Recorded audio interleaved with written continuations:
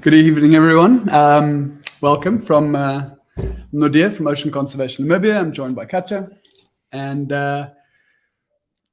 can I just check that everybody can actually hear me? Does anybody just give me like a thumbs up on the volume, please? Because I've had some mic issues.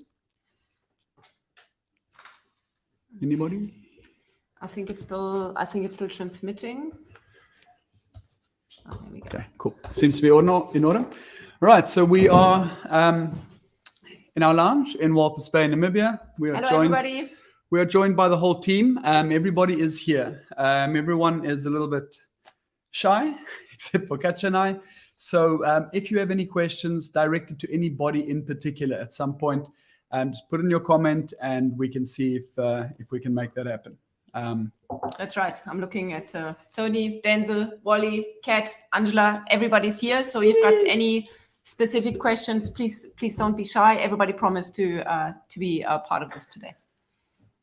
Cool. So just firstly, thanks to everybody for being here this evening. Our YouTube channel has been going through a really great, crazy growth spurt lately.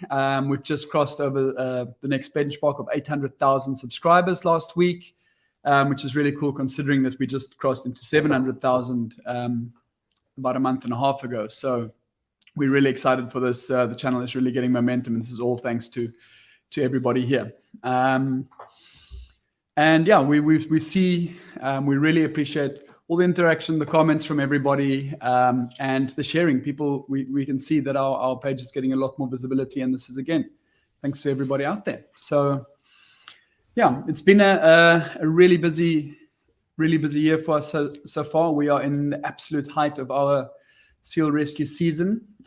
July was a record-breaking month for us. We caught 152 seals for the month of July alone, which is absolutely astounding considering that the best month ever before that was 122 last year, July. So we didn't have any, like last year we had one day up to 31 rescues and one day where Tony, Wally and Denzel and Kat got a really good day at Cape Cross. We haven't had those kind of numbers this year, but we've just had consistently good rescue days. We're also seeing we're getting a lot more rescues done at Pelican Point, bigger numbers there. So we've had a couple of days with 20 in one day where those numbers are normally much lower than that. So yeah, we just, and it's always a difficult question. Is there just more rubbish in the water? Are there more entanglements? And it's a bit difficult because we are spending more time out there and we are getting more used to finding these entanglements and always improving our methods of catching these animals. So it's not to say that there's more now. We could just be getting better and seeing more of them. And this is why we are just catching so many seals at the moment. So we've just, this morning actually, of the kayaks, Wally and I got number 399. Tony was really upset because we were supposed to get 400 for the day, 400, but we're on number 399 for the year, which is phenomenal. It's obviously, again, we always say there's nothing to celebrate. It just shows that the problem is really, really bad. But you can see it's been a really busy year for us. We also, between Wally, Denzel and I, particularly Denzel and I, we're spending a lot more time on the kayaks as well. We're still dealing with a big tourism industry or big tourism business, and tourism has fully returned to Namibia after the COVID crisis. So we're spending a lot of time, but luckily this still gives us access to get to Pelican Point every day to look for seals, and when we can't catch them ourselves, we're always feeding back to the car team who are normally out there as well. So we've got a really good presence out there at the moment. Yeah.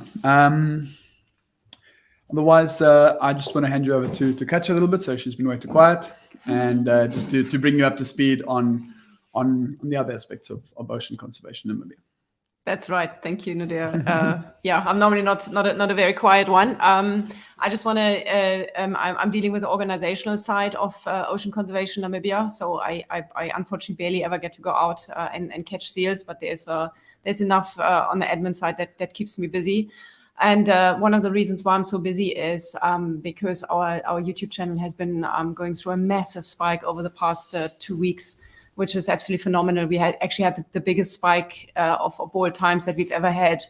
Just to give you an idea, over the period of 48 hours, we had over 9 million views on our videos combined, which was absolutely mind-blowing. And it's really nice for us because it shows us that we're reaching more and more new people.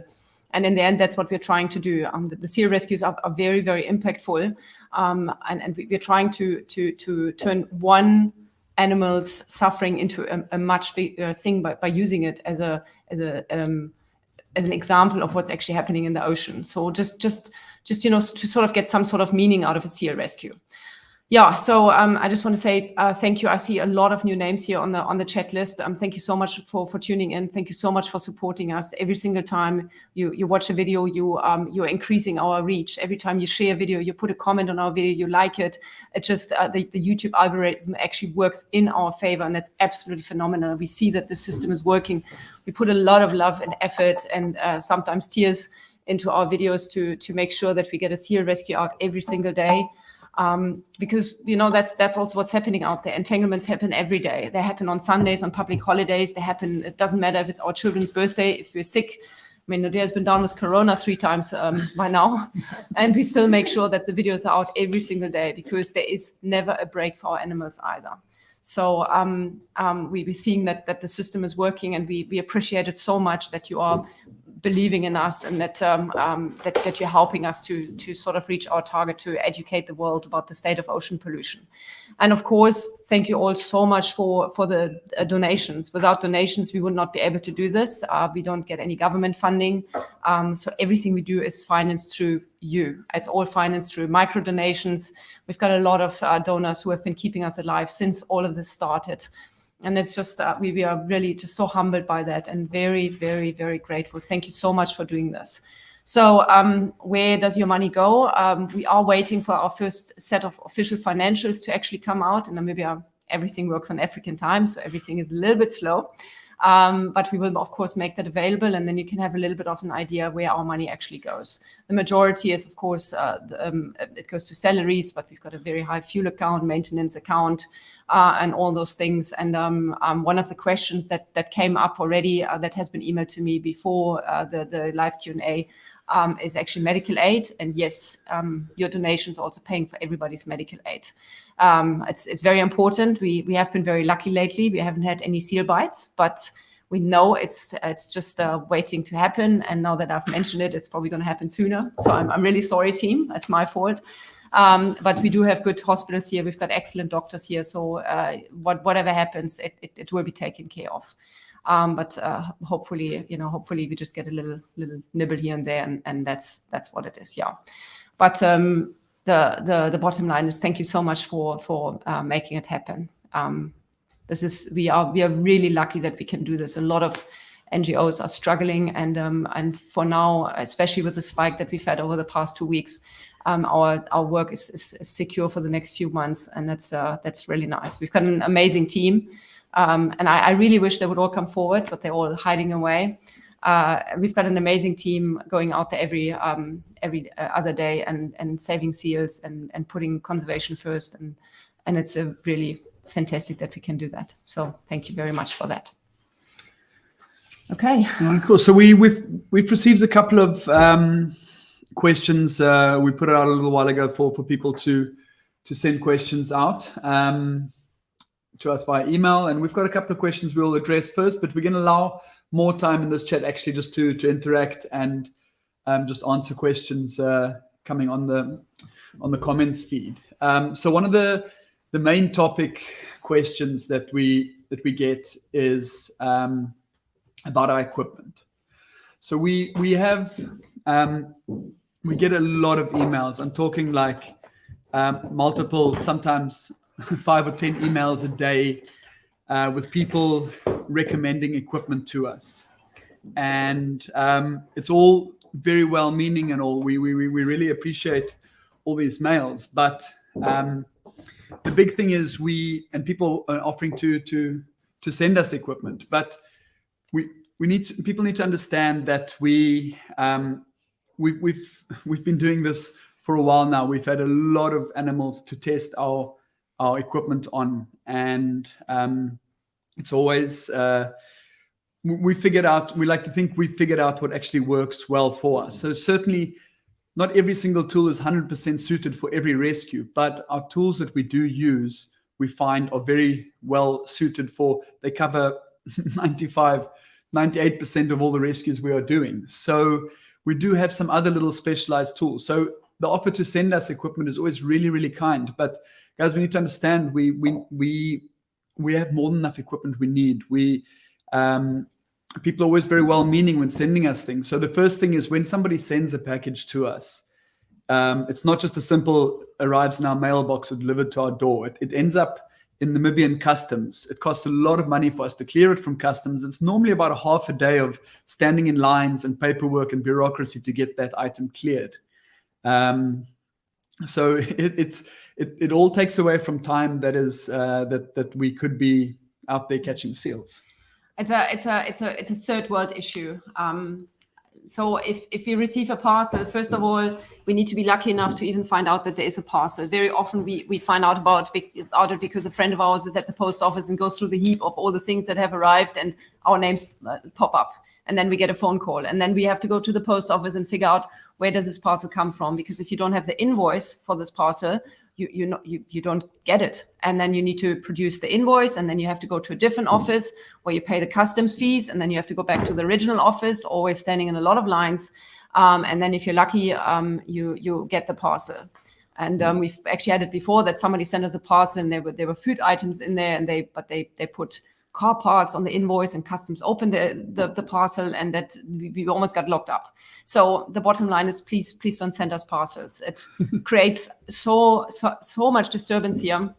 And if you spend a whole day just running around after a parcel, that's a day that we can't spend on the beach. It's as simple as that. We really appreciate the offer.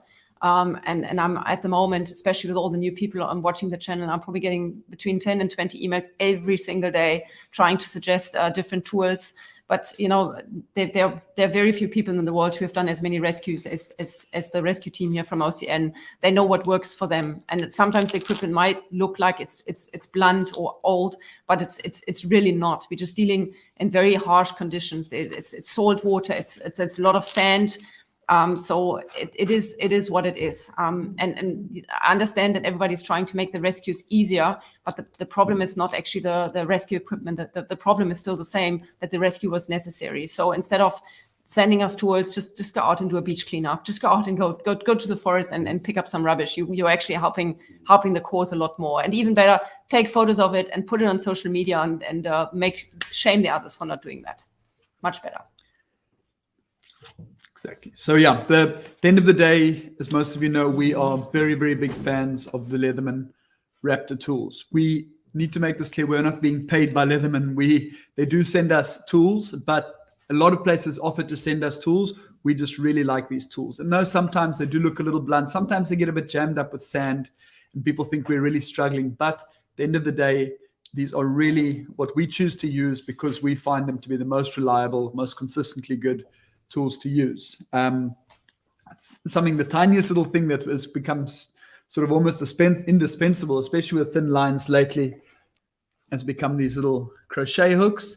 So literally something you grab from your grandmother's knitting basket, and these to get the little fine lines out of those deep wounds have just worked so well. So something we always carry with us. And then again, a basic set of pliers that's not going to jam up. We don't like big heavy tools. We often rely on speed, so we need to keep our equipment to a minimum. Whenever we in the car, we've always got a big box with a lot of extra, more specialized tools. But again, we leave this in the car because we don't want to carry. These are all tools we might use somewhere along the line. It's handy to have, but not to have not to be carrying on us all the time.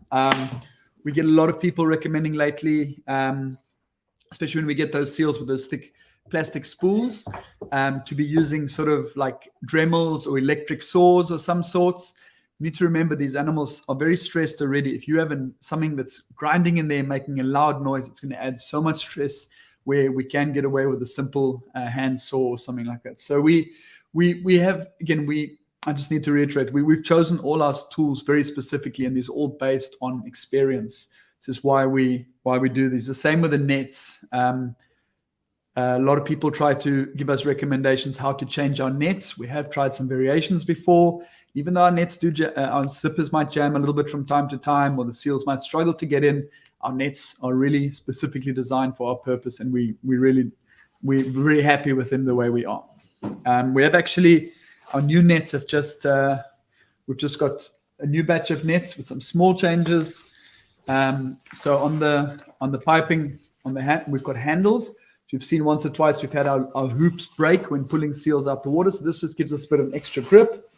And then the issue with the fur getting stuck in the zippers, the new nets also have a little inside, like a hard plastic flap sewn into the inside to basically enable the zipper to run more smoothly and not get jammed up with fur. So we haven't caught that many seals with these new nets yet, but again, this is trial and error. It's research and development for us. If we like it, we'll implement it on all future nets. If not, we'll go back to the basics and try other little things as we go along. Should we do some questions? Sure. I just want to add in quickly, guys. You'll see on the bottom part of the screen there is a bright, shiny super chat button. Thank you so much. I see a lot of people have thrown in some super chats, and we really, really appreciate that very, very much. Thank you. Okay, we're seeing the all the questions here on the side, so we're going to try and put them on the screen so that you always see which questions we are busy answering. So I'm going to start with this one. I do not understand why some of the most extremely injured seals are not taken to marine hospital. That's an excellent question, because there is none. It's as simple as that. There's nothing here like that. Until we started seal rescues, those animals would simply die on the beach. There is no such thing. We've got of course vets here, and we work very closely together with them. But nobody here is equipped for seal rehab in any way. And also, to be honest, taking a wild animal into a rehab station is extremely stressful for the animal. So if it can be avoided, it's always best case scenario. And luckily, most of our seal rescues are actually fairly easy. It's just a matter of catching, and as quick as possible, you catch and grab and cut and release as quick as possible. So the answer for that question is simply because there are no facilities. And we get that request a lot. Why don't we start a rehab station? And the answer is fairly simple as well. It's very pricey. It's very difficult. There's a lot of red tape. You can't just catch wild animals and put them in a rehab. We would need a very specialized staff. We would have to deal with different ministries because we're dealing with in a national park, but with marine animals. So it's honestly, if you wanted to start a rehab station, that would be the end of seal rescues, because it would take up all our time and our resources. And we would be able to rescue a lot less animals, probably none, because I don't think it would ever happen, unfortunately. There are a couple of very good rehab organizations in Namibia, but that's for endangered wildlife. Yeah, it's for endangered wildlife, which also seals aren't. Seals are not endangered at all here. And even those places, they deal with a lot of trouble. They've just shut down a very established one, and for a bunch of bogus reasons that are really, really heartbreaking. So we're very happy with what we can achieve the way it is at the moment, and it's unfortunately this is where it's gonna have to stop for now. But on the upside, we are aiming again to rescue 600 seals for this year, which is actually a really high number. Okay. So I see so many people asking, where's the rest of the team? I think people don't believe that everyone's here. I'm just going to actually ask everyone to just stand behind us for a second, please. Yeah, they're all here. They're all here. Everyone. Sorry. Tony. Hello. Come on, guys. Come closer. Tony, show us Scooby. Okay, you wanna know Tony's weak spot? Yeah, he's about to bring him. There we go. There he is. There we go. There's little Scooby. Okay, we're all here. Please, somebody take a screenshot so we can put that on social media later. So everybody's here. And I would actually suggest that we're just going to cycle through the questions now, and that everybody gets to talk about something. So.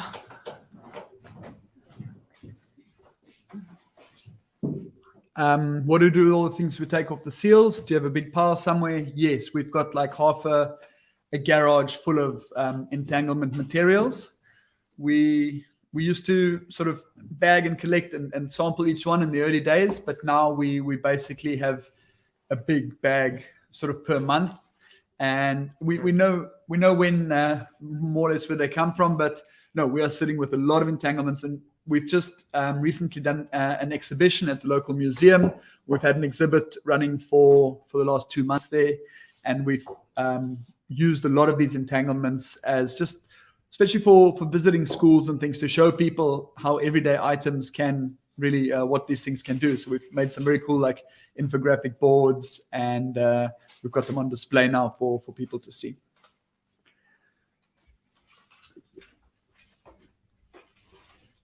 Take the papers because Yeah. Are the local government supportive of your work? I think so. I think they are supportive, not in a monetary way. So it's not like we get any money from them, but it's also very understandable. We are a third world country, and there are some very big problems here with in regards to education and health and really the very basic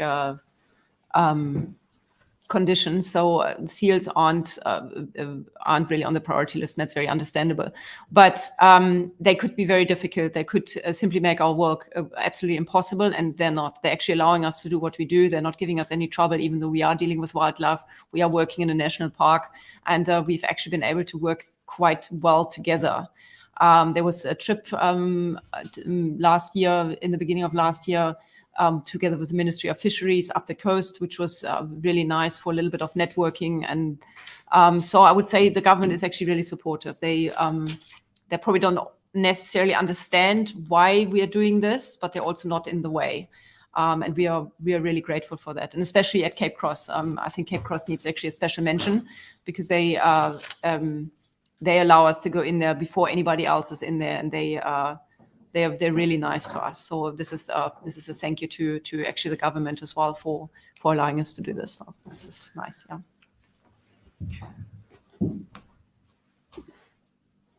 Okay. Does the seawater help the seal infections? So definitely this ties in a little bit to the rehabilitation side.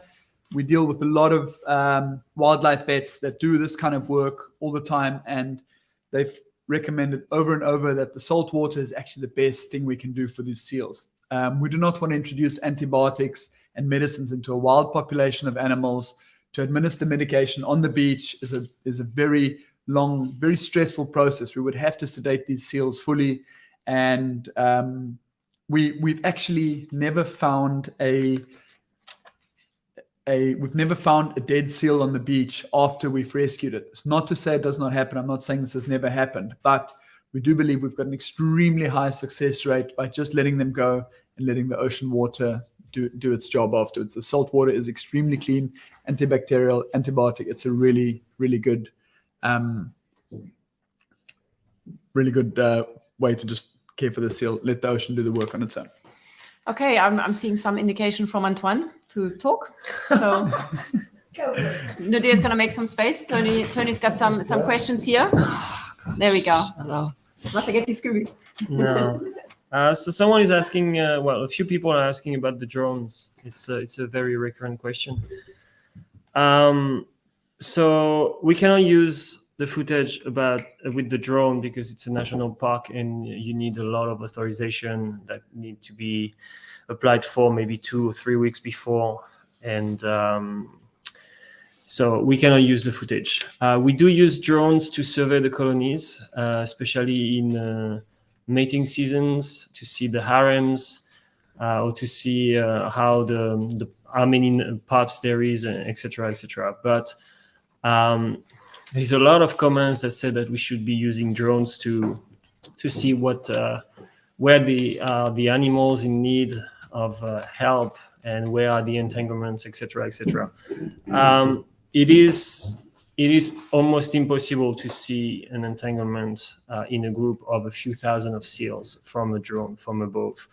We have a very good drone, we have a very good zoom, and we do not use it for this reason. We have been trying, when we found an entanglement where the seal was actually very asleep and very far from the water, we thought we would try to see if we could see it with the drone. And it took us literally 15 to 20 minutes to actually understand where it was inside the group, because what you see from above is totally different from the side, obviously.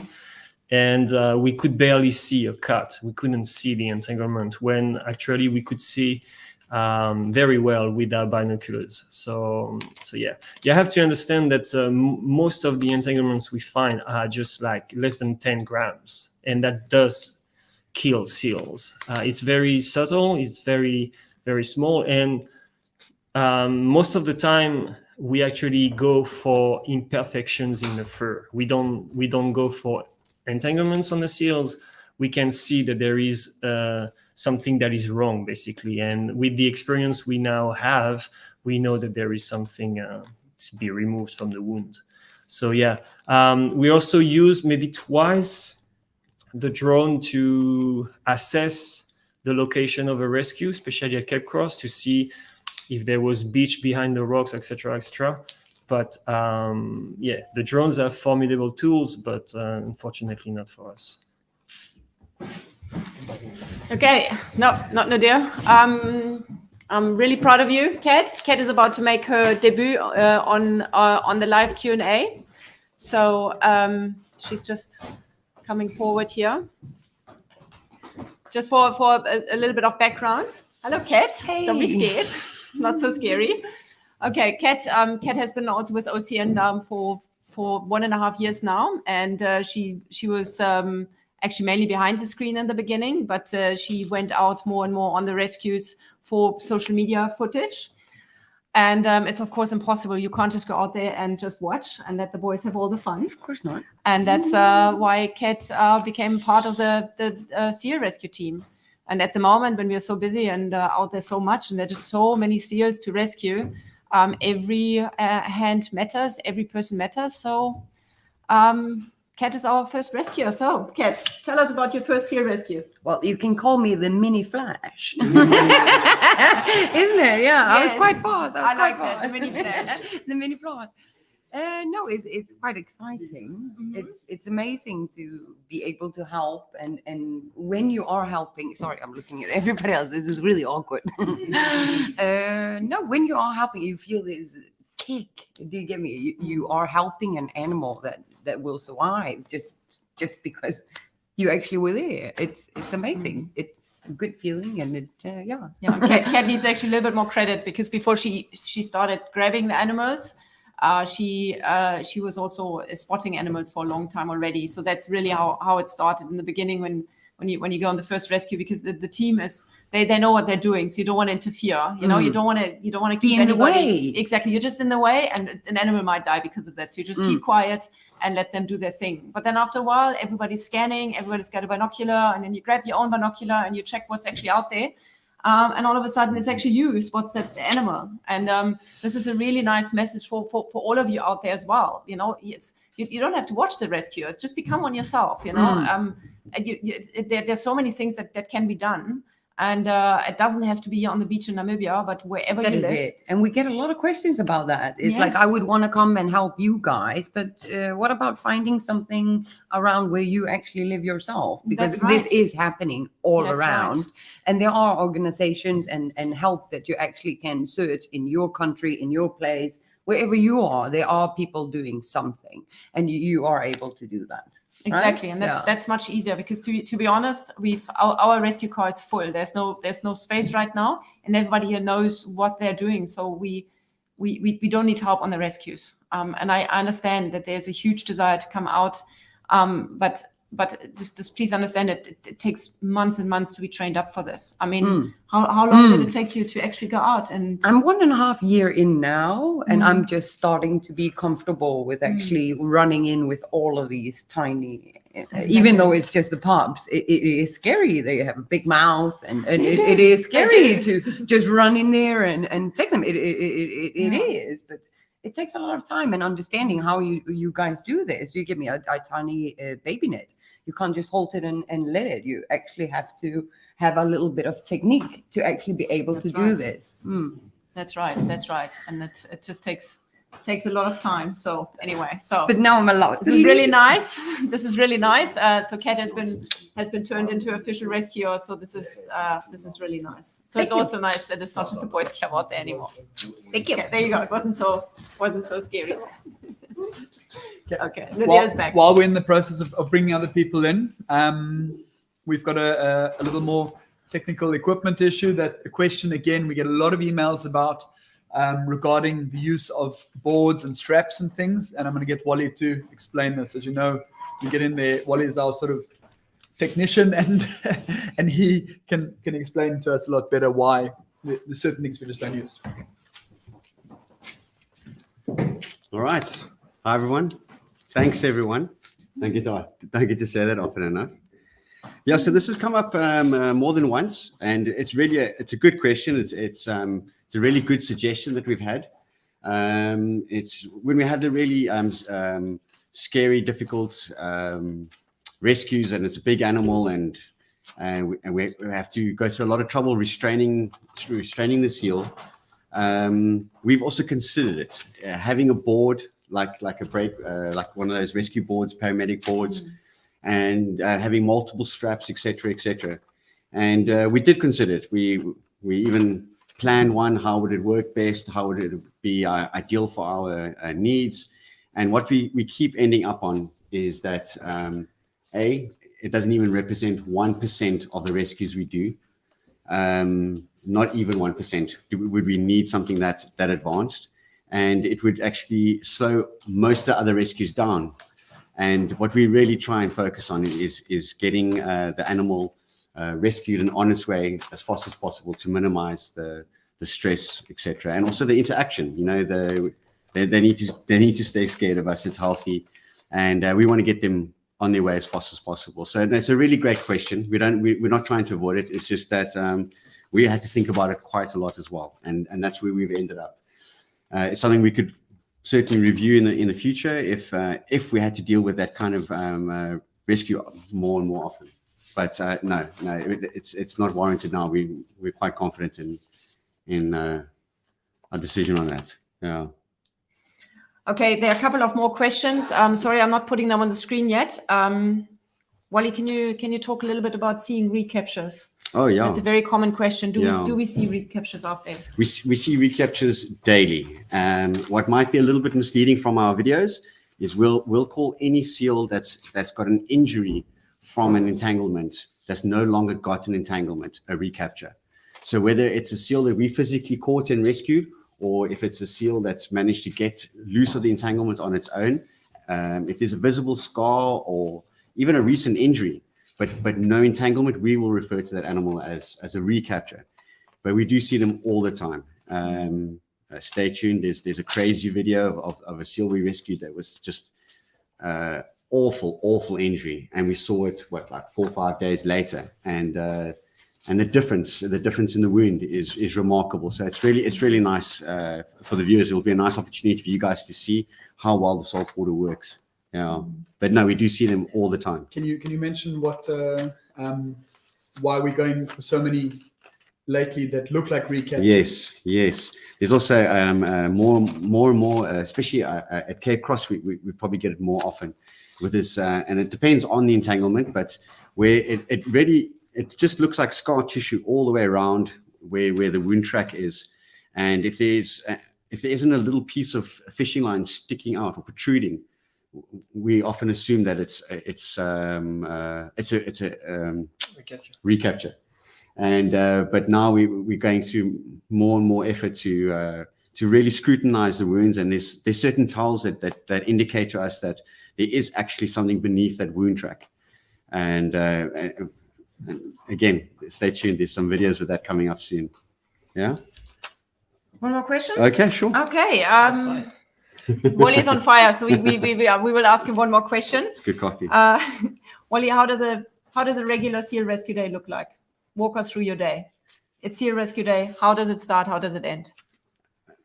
Yeah, and then Kat just asked me to talk about tag. Okay, so a regular seal rescue day is it's cold, it's early. Tony and Denzel are whining.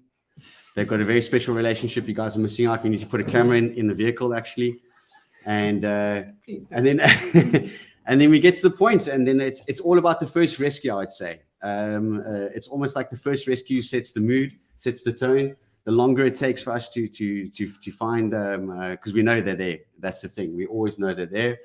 And then it's actually got a lot to do with the rescues. If we get a lot of really severe rescues in a day, it's a mixed bag. You know, we're glad we got to help those animals that were obviously in serious trouble. But it's tough. It takes its toll as well. And then on days where we have a lot of rescues, you know, we feel like we've accomplished something, and then we also feel a bit taken back that it's such a big issue that we were needed there for that much on that day. It takes its toll as well. So it's a mixed bag. It's always a mixed bag, but we've got a great team, great dynamic. It's always fun as well. Yeah. Someone also asked about the tag. We get a lot of questions. We talk about a tag. We always mention a tag. So a tag is just a part of the entanglement that we can see. Because what's often much more visible is the wound track or the indentation, if we're lucky, if it's not that bad. But there's often a little piece of the entanglement protruding either from the skin or from the fur, etc. And that's what we call the tag. And it's really important, especially on a very tight entanglement where there's a wound, etc. Is to find the knot, or what we call the tag, because then we can pull the line out without really aggravating the wound as well. Yeah. There's a actually related and unrelated question as well. The question is, why can't we tag the seals? So I guess that what the question is actually, why can't we keep track of our old rescues by putting a visible tag on them? And the answer is actually it's not that easy. You can't just go out and grab an animal, which we're already not actually allowed to do, but we do it anyways. But you can't just put a random tag on it. So to do that, it needs to be part of a study. It needs to be done by a vet as well, and there needs to be some sort of monitoring for it afterwards. So just putting out random tags that will still lead you nowhere if nobody actually counts them. So the most severe entanglements are very recognizable anyways, because they normally have a scar for quite some time around their neck. So they basically make their own tag right there. But the tagging is only really makes sense as part of a research project, which we're not doing at the moment.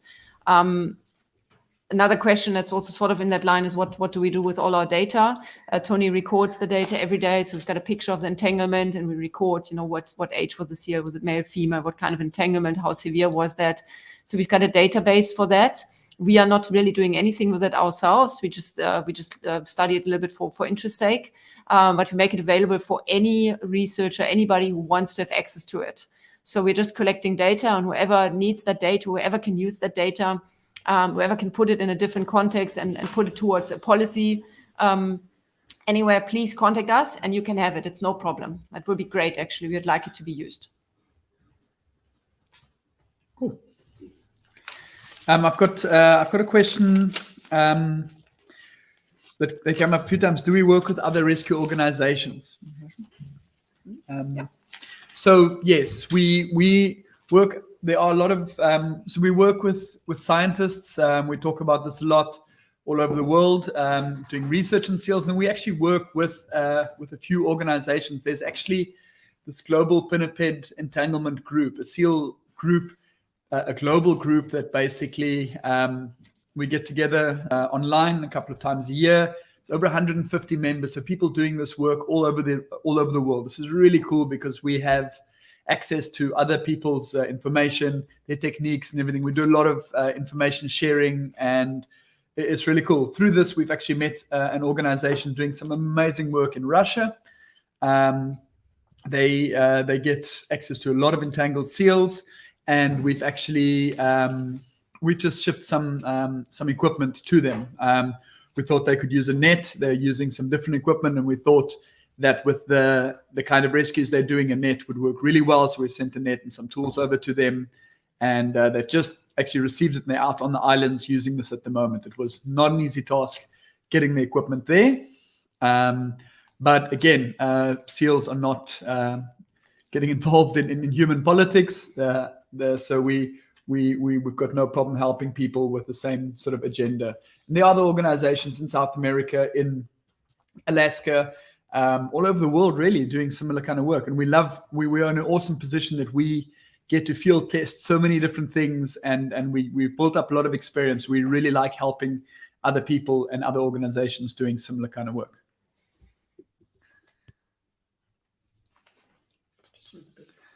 Do you have much success with prevention and talking to local fishermen? So we feel the effects of the work we are doing quite a lot, in the sense that we have more and more fishermen reporting seals entanglements to us. This is a huge thing, because seals are not loved by fishermen generally. There's this big misconception that seals are stealing all the fish. Yes, they do eat a lot of fish, but most the targeted species by seals make up less than 15% of the commercial catch in Namibia. So no, seals are not actually really eating the fisherman's fish. They're opportunistic. They will take some fish off pull fish out of nets on the uphaul, or maybe some fish off long lines, but this makes up a very small percentage of the actual catch, the loss. So, but no, they do not generally like seals very much. So we're always quite surprised to hear from fishermen calling us in saying there's an entangled seal here, or there's a lot of line there, and we're getting more and more calls from getting more involved with big fishing companies and corporations, and hopefully striving to get to a point where so when I say cooperation, the factories are allowing us to do our work there. Before we were sort of shunned a little bit. Where now we've got access to quite a few factories. Tony goes out a few evenings in the week, and we join when we can to just do our dock scan, because we do have the seals in the docks as well. You've seen those videos. It always makes for really exciting rescues, because they're never small and they're close to the water. But generally, to answer the question, we feel that the status quo is slowly changing. It's going to be a long process, but people are. But yes, the interaction with fishermen, or fishermen seeing what we're doing, is slowly changing. The perspective of the seals is slowly on the change. Yes. Okay, the next question. Have you ever considered a full-length educational documentary regarding the issues in the ocean and the rescues? That's a great question. Yes, we have, and it is in the making already. Most here in the chat I recognize some of our regulars, so most of you know that already. But there is actually a documentary in the working. It's called Cutting the Line. You can check out the trailer on our YouTube channel as well. We unfortunately have no idea when it's going to be out. I did speak to the producers this morning, actually, in anticipation of the live. Mm-hmm. So we don't get much chance to communicate with each other at home at the moment. So yes, the final edits are being put together literally this week, and we will get to view that, sort of okay that, and then there will be a proper official trailer released, and then this thing will be put out to film festivals. So we're going to be basically sending this out to pretty much any film festival we can. So as soon as that is out, we will hopefully have a list. The film festival season basically starts the end of August. So when everyone submits and when these get accepted, we will put out a list. So hopefully there will be a film festival near you where you'll be able to watch the documentary. But on us, we've got on Instagram, we've got a designated page for the documentary called Cutting the Line. And yes, we're all really, really excited for this thing to come out. Okay, the next question. Have you noticed if any of the animals recognize you or allow themselves to be caught when they know they're in trouble? No. not at all. Not at all. No, unfortunately not. It would be great. It would be great. And We like to think so sometimes. yeah, but no, not at all. In a perfect world, of course, we could just whistle and they would come, but it's not like that at all. They're wild animals, and some of them might be injured and vulnerable and compromised, but they don't know what happened. This is not natural in any way, and those animals are also not used to getting help. So no, they are terrified. They are terrified when there's a bunch of humans chasing it down and grabbing it and coming with a big net. None of this is ideal, and we are well aware of it. And that's why the team that they try to keep the rescue to an absolute minimum, to keep it as short as possible. That the animal just wondered, what just happened, and that's it. So they know that they don't. We did have a rescue the other day, a recapture at Cape Cross. And that was obviously an animal that had been rescued before, and she was busy feeding her baby. There's this video. I'm not actually sure if it has aired already. But she wasn't very stressed when she saw the rescuers. So she might have remembered that the rescuers aren't a threat. So she's been through this whole process, but that would be an isolated incident. That's also, we're dealing with hundreds of thousands of animals. So that's also very important to know. We often get this question, aren't you scaring the animals into the water? Are you distressing them more than you're actually helping? There are a lot of different groups of seals along the beach. So most of the seals in Namibia have never seen any OCN rescuer. And in an ideal world, they wouldn't have to.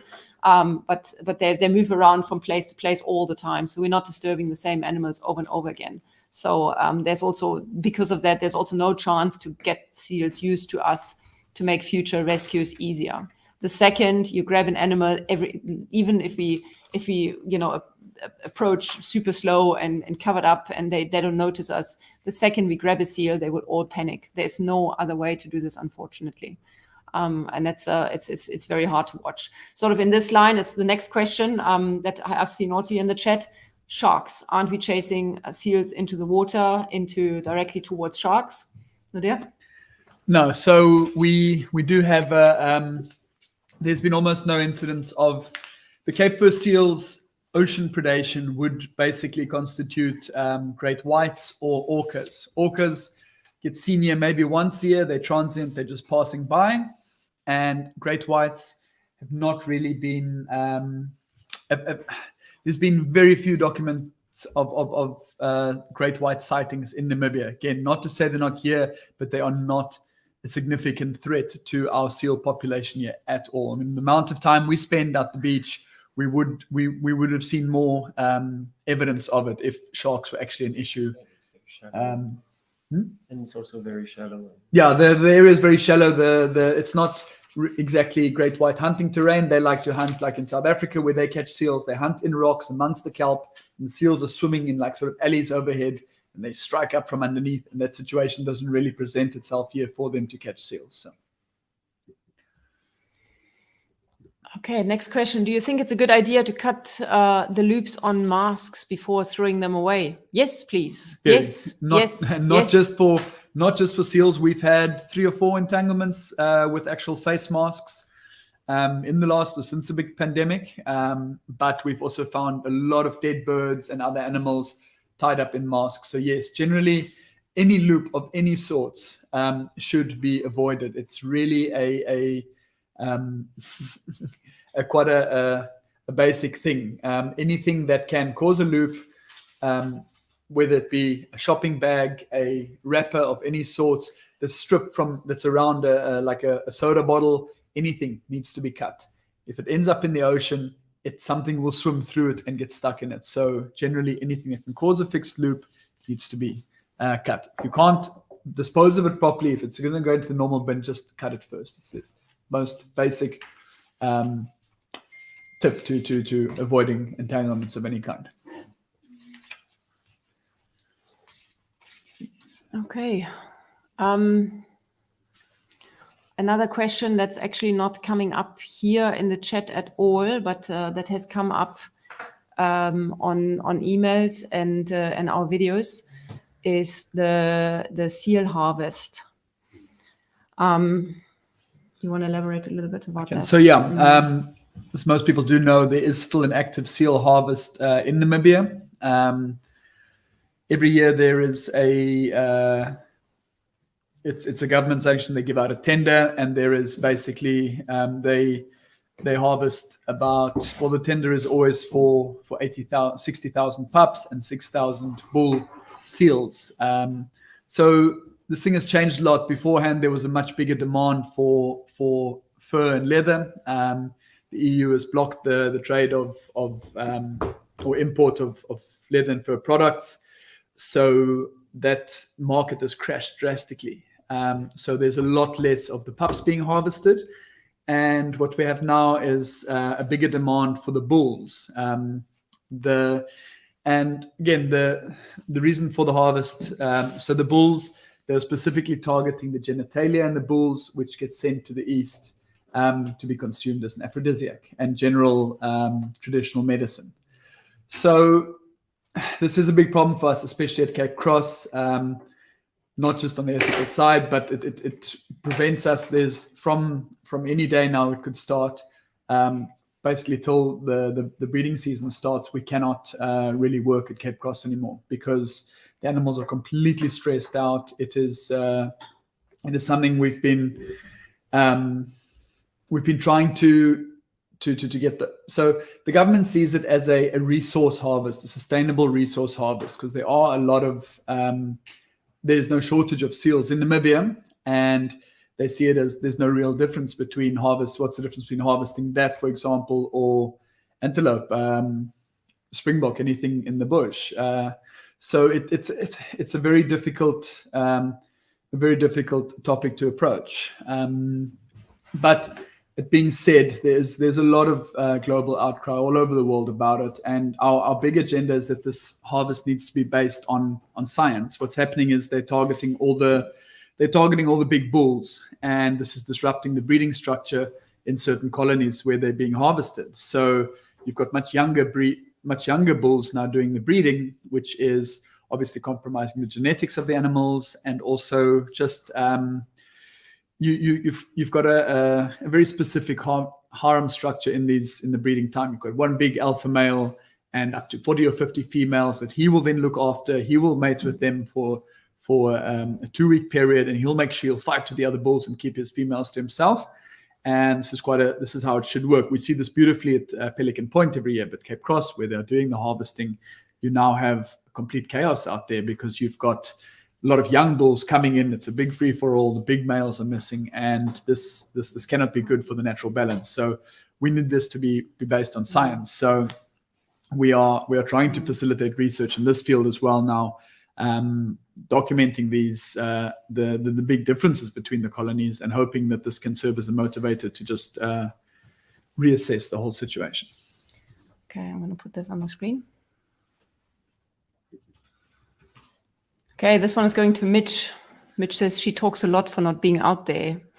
I think that's directed at me for being so much here in the video. So I think I would like to talk about that actually a little bit. Yes, Angela's sitting here next to us. Coming in. Angela's coming in. I'm also a person that you don't really see often. Yes. So yeah, this is Angela. You don't really get to see Angela much either. And that seems to be a little bit of a problem here, because OCN, what you get to see every day is a little snippet of a whole big organization, where actually a bunch of people are working on this pretty much full time. So the few minutes every day that you see doesn't show most of what's actually going on behind the scenes. And to be honest, this is actually it's very painful to read this, and makes me very, very heartsore, mainly because I'm one of the co-founders, and if I wasn't here, OCN wouldn't exist. I work on OCN 7 days a week together with Nadia and Antoine and everybody else here. We are an incredibly dedicated team. And there are a lot of different things that have to happen here within the organization. And we're really, really proud of what we have actually created. So 2.5 years ago, none of this actually existed. And look at us now here. We're talking to many, many people. This chat will probably eventually be seen by 50,000 people all over the world. So we are very proud of what we've actually created. So the sea rescues are, of course, our flagship. This is what you see. But everything else that's happening behind the scenes is just as important. So Yeah, I have to also agree with that. And it's so nice to be in front of the screen and actually see you guys, because usually I'm commenting or I'm taking photos. I rarely go out and actually physically catch seals, but when I do go out, I take pictures. When I physically catch seals and you see me on videos, I usually do something ridiculous because, yes, these guys are absolutely amazing at what they do. But behind the scenes, as Katja said, it's so important getting that voice out there. I mean, this could all be happening and you guys wouldn't know any of it. A lot of effort goes into editing, a lot of effort goes into newsletters and engaging with local schools to educate locals. We have an exhibition out at the museum now. It takes effort to create those posters and design work and, you know, all these things that are not seen on all the YouTube channels. It's a lot of work. And we're very proud of ourselves. And like I said, I'm very new to the team, a local Namibian. I met Katja and Nadia at a running event, and a bit of a long story, but we got together, and I'm very, very privileged to be part of the team. And I've learned so much. I've really learned so much about their message. You know, what are we actually doing to cause the havoc in the oceans right now? That's the message. Yes, seal catching is important, and as Katja always says, puts a very cute face to the major disaster happening right now. But the message is getting out there because of a team effort, and that's actually what we want you guys to do. We want you to not only like and share a video, but bring up the conversation with friends. You know, do something, change your habit to actually make a difference. There was a question that was asked: "Is what's the funniest moment on a seal rescue?" And yeah, they are amazing, hilarious instances where, you know, these guys are falling over rocks or stepping in seal poo, or me not shutting up while Nadia's trying to do his GoPro talk. The scissors not working. It can be really funny, but as we also mentioned, a lot of times we're not trying to entertain you. We're not trying to make funny videos. We're trying to get a message out there that's really, really critical to the next generation. Thank you, Angela. This is perfect. Before we come to an end now, I would just like to welcome our youngest rescuer, Dylan. Yeah. Dylan, come here. Sorry, he was told to not come in, but now that he did come in, so you might as well say hello to everybody. Can we have that question? Yeah. Okay. There's Dylan's our youngest rescuer.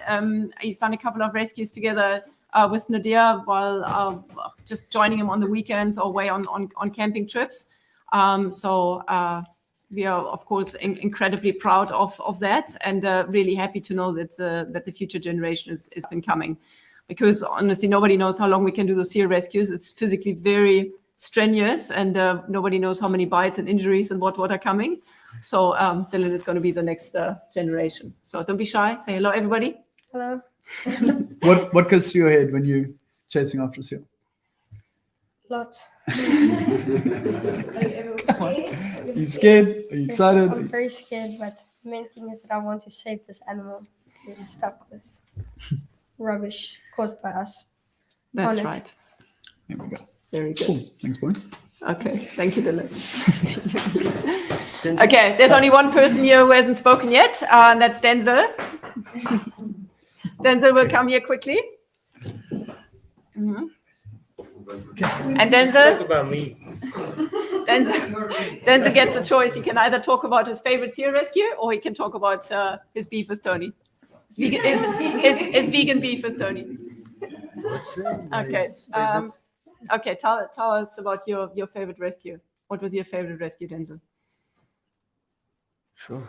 One where you don't have to run. Yeah. Yeah. No, I don't have a favorite rescue. What do you prefer? Do you prefer the rescues with a net, or do you prefer the smaller rescues, the puffs? The rescues with a net are much safer, so I'd rather prefer especially the big nets, not the baby nets. They're a bit difficult to handle. It's just much easier with a bigger net.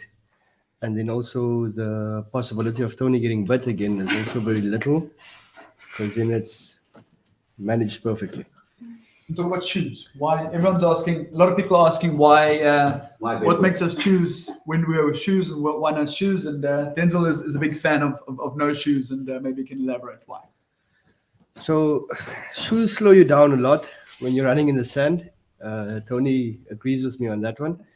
And then at Cape Cross, it's just so slippery and muddy that there's no proper shoes that you can wear at Cape Cross. So whatever you have that day works well, even if it's pluckies and insulation tape. And then, but at Pelican Point, we prefer not to wear shoes. It does look a bit like there's a lot of shells on the beach, but it's not that hard. So if you're going fast enough, they don't hurt you. Luckily, And you're Denzel the goes one. fast enough. Yeah. And where do you prefer to go? Pelican Point or Cape Cross? Cape Cross needs more attention, but Pelican Point definitely. It's just much better terrain, much easier to work on. That's true. Very And well what's said. more fun, coming from the kayak or coming from land? Definitely from the kayak, because then you can assess the whole situation much easier, and you can beach closer to the seal without throwing out the whole group completely before you're getting to your actual target. Yeah. Thank you very much. Excellent. Well done. Okay. Some rare words from our stoic ninja on the back of the car there, Denzel. Yeah. So I see we are going to run out of time very soon. Again, guys, thank you so much, everyone that's logged in. I see there's a lot of people watching live, and we really, really appreciate this.